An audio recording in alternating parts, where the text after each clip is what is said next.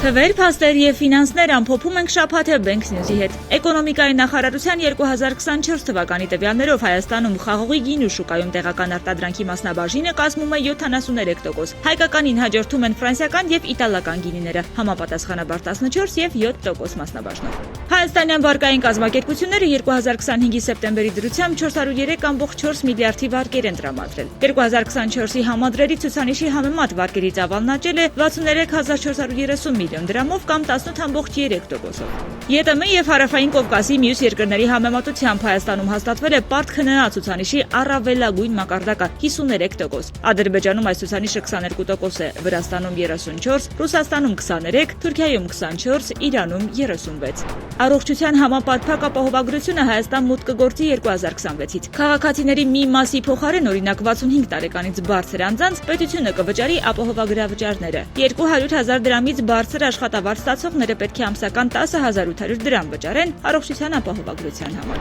Ըստ վիճակագրական կոմիտեի տվյալների 2025-ի օգոստոսի դրությամբ հայաստանյան 69661 կազմակերպությունում գրանցված է 758827 աշխատակից, որոնց միջին ամսական աշխատավարձը 282568 դրամ է։